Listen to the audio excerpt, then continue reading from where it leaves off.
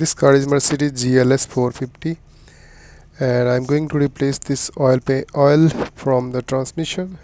So this is the torque converter cap. Also we have to remove from torque converter and transmission. So this model is the GLS450, GLE and 53, also GLE53. This video will help you while removing the transmission fluid.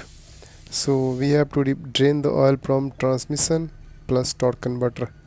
So these are the screw of torque oil pan. This E10 screw we have to remove, then we can get the access to remove the oil pan.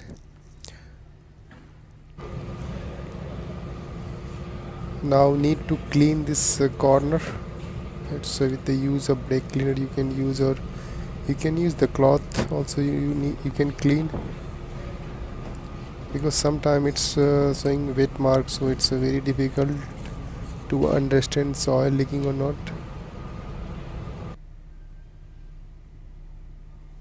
This one is the oil pan. I fixed both this one for ultrasonic, another one for oil labeling, and after fixing just use this E10 new screw, because it's one time usable the screw, and tight the all screw according to the sequence.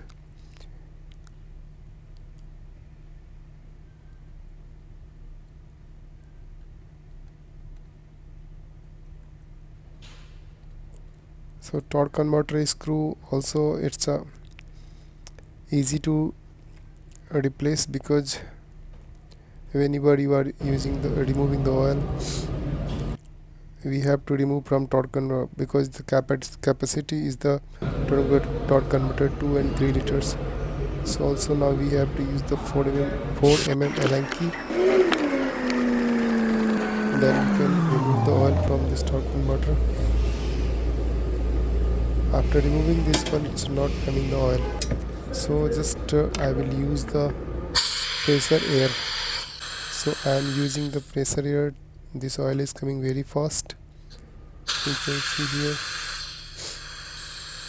this transmission oil pan where this oil is coming. I am using the air pressure. So when I am using the air pressure, its oil is coming very fast, and you can save the time while doing this, because if doing the slowly it's coming too much late.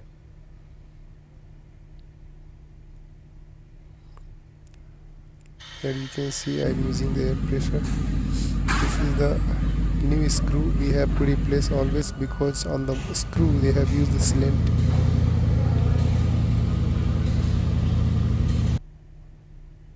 So now I'm using this ultrasonic device for checking the oil level of the transmission.